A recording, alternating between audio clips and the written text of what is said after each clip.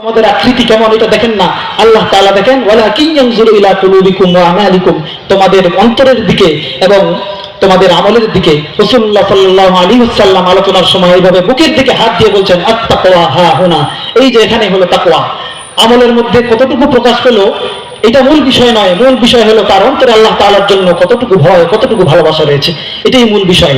রমজান মাসে যে তাকওয়া অর্জন হয় সেই তাকওয়া হলো আল্লাহ তাআলার সন্তুষ্টির জন্য নিজের প্রবৃত্তিকে দমন করা, নিজের খায়সাতকে আল্লাহর জন্য কুরবানি করা।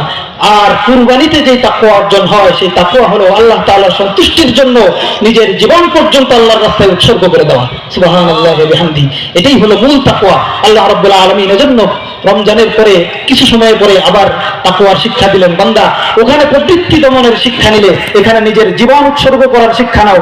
যদি এই শিক্ষা নিতে পারো তাহলে তোমার কুরবানি সার্থক, আর যদি এই শিক্ষা নিতে না পারো তোমার কুরবানি দিয়ে কোনো লাভ নাই।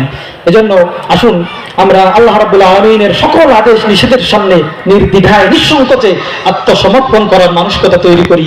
এই কুরবানির একটি জন্তুকে আল্লাহ রাব্বুল আলামিন জবাই করা শুধুমাত্র এই কারণে অনুমতি দেননি যে তোমরা পেট ভরে খাবে, বরং এর মাধ্যমে তোমরা শিক্ষা নেবে, আল্লাহর রাস্তায় কুরবান হওয়ার মানসিকতা তৈরি করবে। এর কারণে আমি একটি জীবন্ত প্রাণীকে তোমাদের জন্য কুরবানি করা হালাল করে দিলাম। আসুন আমরা সেই তাকওয়া অর্জন করি। আল্লাহ রাব্বুল আলামিন যেন সে তৌফিক আমাদেরকে দান করেন, সকলে বলছি আল্লাহুম্মা আমিন। এরপরে কুরবানির কিছু বিষয় রয়েছে যেগুলোর কারণে কুরবানি বাতিল হয়ে যায়, কিছু বিষয় রয়েছে যেগুলোর কারণে কুরবানির সওয়াব নষ্ট হয়ে যায়, এরপরে কিছু বিষয় যেগুলো কুরবানির সওয়াব কমিয়ে দেয়।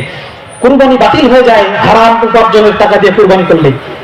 আমরা হারাম উপার্জনের টাকা দিয়ে কুরবানি না করলেও হারাম উপার্জনকারী ব্যক্তির সাথে কুরবানি শেয়ার করি, কিন্তু হারাম উপার্জনকারী ব্যক্তি যদি আমাদের কুরবানিতে শরীক হয় তার কারণে বাকি 6 জন কুরবানি নষ্ট হয়ে যাবে। এজন্য সতর্ক থাকবো যেন হারাম উপার্জনকারী কোনো ব্যক্তি, সুদখোর, ঘুষখোর, জুয়াখোর, এদের সাথে যেন আমরা কুরবানিতে শরীক না হই।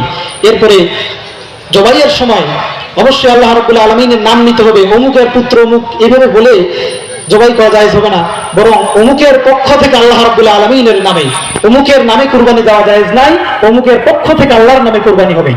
ওয়ালা তাকুলু মিম্মা লাম ইযকার ইসমুল্লাহ, কেউ যদি এমন ভাবে কুরবানি করে যে আল্লাহর নাম ছাড়া অন্য কারো নাম নিল, তাহলে হালাল গোশত সবার জন্য হারাম হয়ে যাবে। গরুর গোশতকে আল্লাহ রাব্বুল আলামিন হালাল করেছেন এজন্য যে লিতুকাব্বিরুল্লাহ আলা মা হাদাকুম, তোমরা আল্লাহর দেখানো পন্থা অনুযায়ী এটাকে জবাই করবে। তোমরা আল্লাহর দেখানো পন্থার বাইরে যদি জবাই করো তাহলে এই গোশত মুসলমানদের জন্য হারাম হয়ে যাবে। এরপরে কুরবানির সওয়াবকে নষ্ট করে আরেকটি বিষয় হলো কুরবানির বন্টনের ক্ষেত্রে এই যে কুরবানির জন্তু, এই জন্তুর মালিকানা আমাদের নয়, এটি অন্য সাধারণ গরুর মতো নয়, বরং এটি খরিদ করার পর থেকে শুরু করে এর মালিকানা হলো আল্লাহ রাব্বুল আলামিনের। এখন আল্লাহ রাব্বুল আলামিন যাকে খাওয়ার অনুমতি দিবেন শুধু সেই খেতে পারবে। আল্লাহ রাব্বুল আলামিন বলছেন যে এই গোশত যখন এই কুরবানি জবাই করলে তখন ফাকুলু মিনহা, তুমি খাও, তোমার প্রতিবেশীকে খাওয়াও, অভাব দুরস্থদেরকে খাওয়াও, কিন্তু এই কুরবানির গোশত বিক্রি করা শ্রমের বিনিময় হোক বা অন্য কোনো বিনিময় হোক জায়েজ হবে না। আমাদের সমাজে যেটা প্রচলিত সেটা হলো কুরবানি করার পরে যে কসাই সে বলে আমাকে 10 কেজি দিতে হবে এখান থেকে। এই যে আমরা দিলাম, আমরা বলতেছি আমরা হাদিয়া দিলাম, ওই হাদিয়া না দিলে খুব কাটতো না। এজন্য হাদিয়ার নামে এটা মজুরি, এই মজুরি দেওয়া কুরবানির গোশত থেকে কোনো অবস্থাতে বৈধ নয়। এক্ষেত্রে আমরা সতর্ক থাকবো।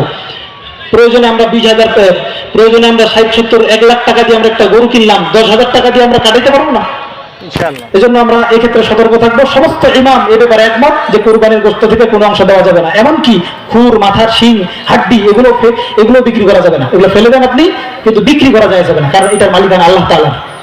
এই ব্যাপারে আমরা সতর্ক থাকবো। এরপরে কুরবানির গরু জবাই করার ক্ষেত্রে তার সাথে সম্মানের আচরণ করতে হবে। আল্লাহ তাআলা বলছেন ওয়া ইউআযযিম শাআইরাল্লাহি ফাইন্নাহা মিন তাকওয়াল কুলুব, এই কুরবানির যে জন্তু, এই পশু সাধারণ পশু নয়, এটা হলো আল্লাহর নিদর্শন। এর মাধ্যমে আল্লাহ ইব্রাহিম আলাইহিস সালামের সুন্নতকে জারি করেছেন তোমাদের মধ্যে। এজন্য এই পশুকে অপমান অপদস্থ করো না অন্য পশুর মতো, বরং এই পশুকে সসম্মানে তার জবাইয়ের জায়গায় নিয়ে যাও এবং সম্মানের সাথে তাকে জবাই করো এবং এ থেকে শিক্ষা নাও। এজন্য তাকে লাঠি, গুই, এরপরে মারা পিটা এগুলো কোনো অবস্থাতেই ঠিক হবে না। এজন্য আমরা এই ক্ষেত্রে সতর্ক থাকবো। আল্লাহ রাব্বুল আলামিন যেন তার সন্তুষ্টির জন্য তার দেখানো পন্থায় কুরবানি করার তৌফিক দান করেন, সকলে বলছি আল্লাহুম্মা আমিন। সুবহানাকাল্লাহুম্মা ওয়া বিহামদিকা আশহাদু আল্লা ইলাহা ইল্লা আনতা আস্তাগফিরুকা ওয়া আতুবু ইলাইক। আমরা এখন দোয়া